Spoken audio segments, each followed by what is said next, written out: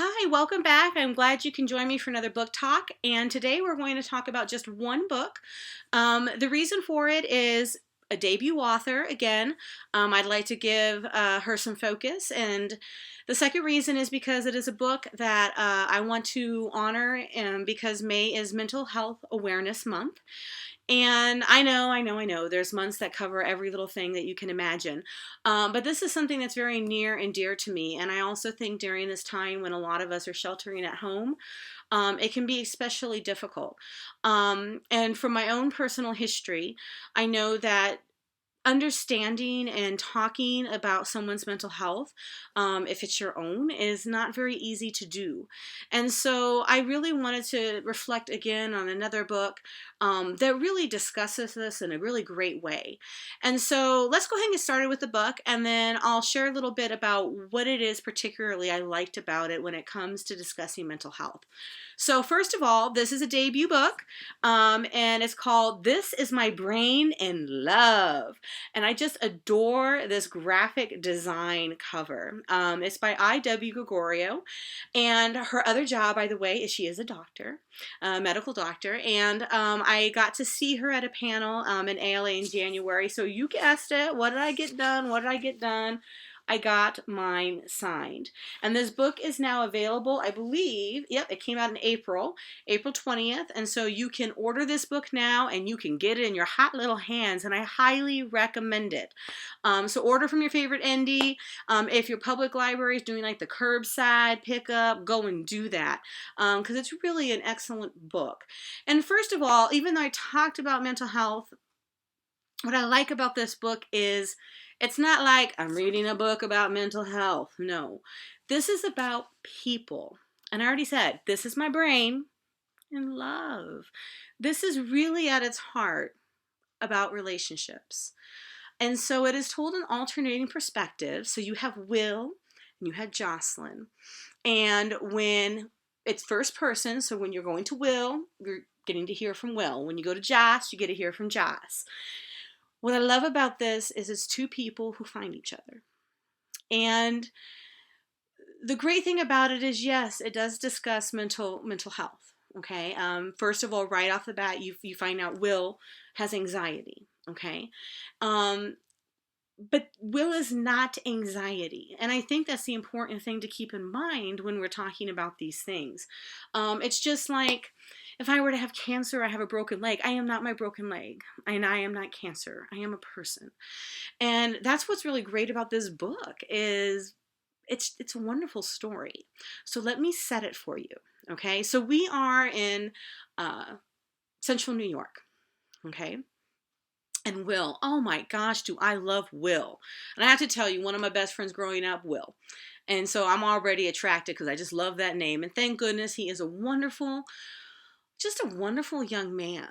And no, he has not been around. He's not really dated. He's just very much, he describes himself as an introvert. Okay. Which kind of irritates him because people are just like, well, that's Will and he doesn't really get out. Please stop defining me, right? And, this happens throughout our lives. We're given labels, okay? Hence the mental health label, or hence, well, you don't go to parties, so why would I ask you? And so this is sort of Will's lot in life, okay? People have already defined him. Both of the characters are sophomores in high school. They're going to be juniors in the following year, and this takes place in the summer. So they don't go to the same high school. Will is very well to do. His mother is a doctor. His father is an attorney. They live in a very nice suburban type home. And his father's Italian American. His mother is from Nigeria. And he's definitely, if someone were to see him on the street, they identify him as black. Okay. And this is the first summer where his parents are kind of like, all right, you need to go and get a job. You don't need the money, but we want you to have the experience because they are high achievers, especially his mother. You need to achieve a certain standard. That's what I want for you, okay? Oh my God. But Will's got this crippling anxiety. Trying to figure out how to go out and do this interview, it's freaking him out. Now I'm going to switch you over and we're going to talk about Joss, okay? Jocelyn. Now, Jocelyn Liu has grown up in the restaurant industry because guess what? Yep. Her Chinese American family her parents immigrated from China. And at first they had a restaurant in New York City. Now they have this one. And I love the name of the restaurant, A Plus Chinese Garden. And I love it because I feel like it's so genuine, okay? And her dad just kind of kept the name that was there from the previous owners. And her ama, her grandmother, works there.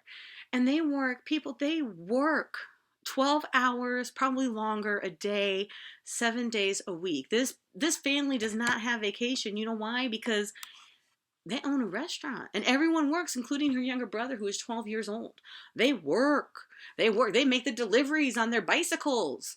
Her and her brother, they are working. But the restaurant's not doing well, okay? And for any of you who know anyone, or you yourself have grown up in a family restaurant, this is your life. And their apartment is right above the restaurant, okay? And she hates it. Oh, she hates it. One of my best friends growing up in high school, when I went to school, Jackie, her family owned a restaurant. It was constant. You just don't escape it. This is it. This is it. Okay? She hates it. But then her father gives them the news that we're not really making it. We may have to go back to New York. And Joss is like, are you kidding me? I finally have like a best friend here, okay? Her best friend Priya. I have a best friend here. No, we are not leaving here. And so she says, okay, I have my savings and tips. Like, what if I try and hire an intern? Someone that's going to help get this restaurant off the ground.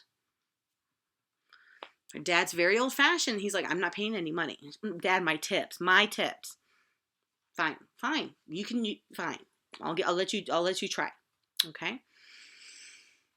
Hence, we get the interview from Joss. Will needs a job. You see how this is going to happen? The meeting, you got it. And the instant Will walks in and he sees Joss, not going to say it's like love at first sight, but there's something there.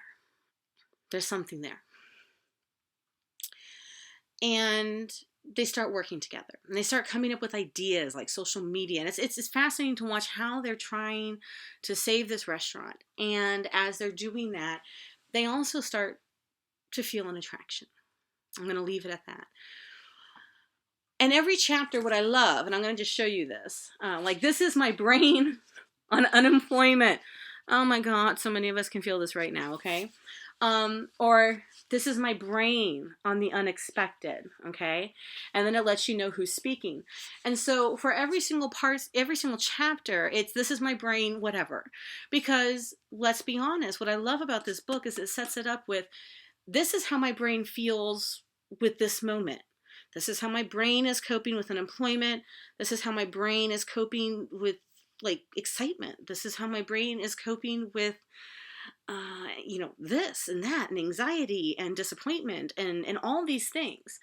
And so you see how each of them reacts within these different sorts of circumstances and expectations.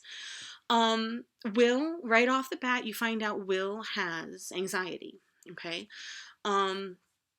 This is something I suffer from too. And I'm going to be honest, watching someone else go through this was very kind of like, oh, I've always felt that way too. And I'm wondering if that's something connected to my anxiety.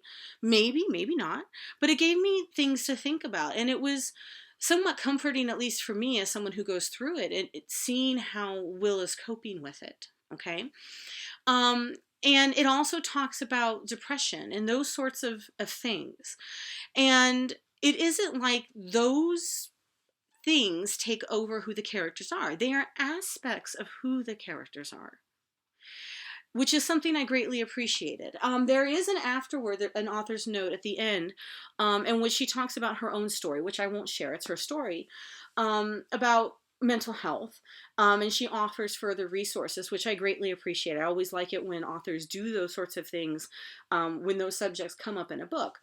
But what I really appreciated about this is it comes off right away in the book, stigma attached with mental health, which is one of the reasons I was so excited about sharing this book this month for mental health awareness.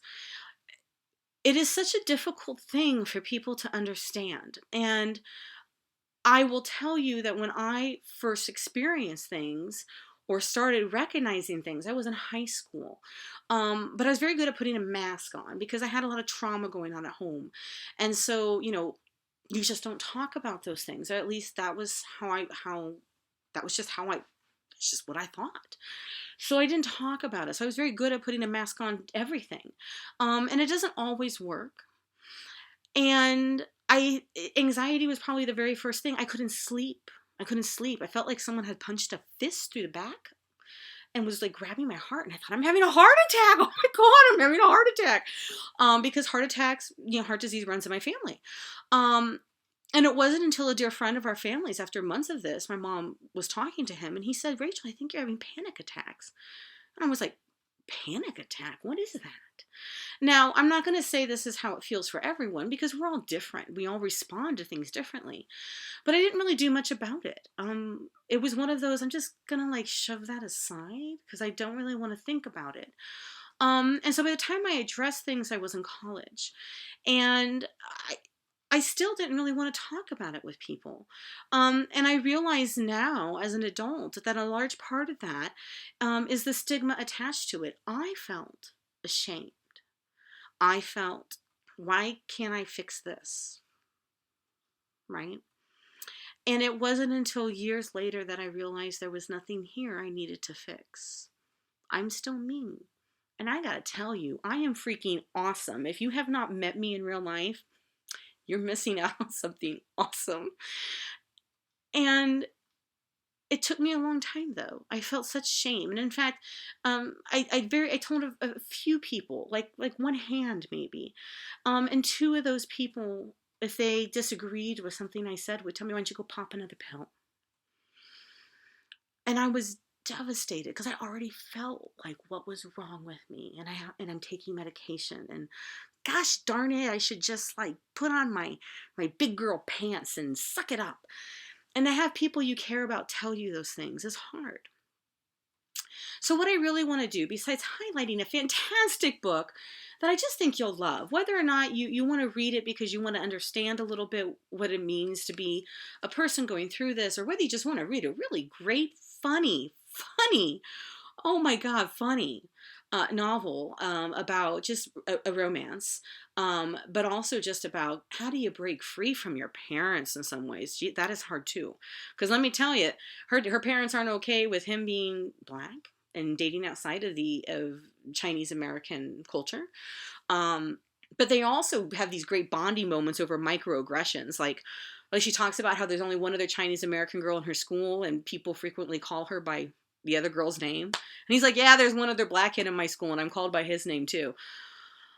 There's so much that's rich in this book, and I think very true to life that a lot of people will appreciate. But if you want to understand, I think how it feels to have to face that stigma on your own, and then what it is you can do for those people who may be in your life or that you can encounter, and how you can address that and be more aware of it, I recommend it. And if you just want a person's advice, somebody who has mental health issues, I would say be kind and listen. Listen objectively. And a lot of times that's all people who are like me are asking for. Because we are understanding ourselves. And it's not always an easy process. And I think just even beyond mental health, I think that's just how life is too. We are always trying to understand ourselves and our own stories. And I think if, as a friend, as a loved one, if you are kind and you listen objectively, I think that's the kindest thing that you can do, the most compassionate. So this is my brain in love. And boy, when we're in love, can our brains be a little bit crazy. And I mean that affectionately. So check it out. I.W. Gregorio, thank you so much for this fabulous book. And it was a wonderful, wonderful pleasure to meet you and hear you speak. And check it out. And remember, your story matters. Your story counts. Be kind to yourself and be kind to others. And until then, keep reading.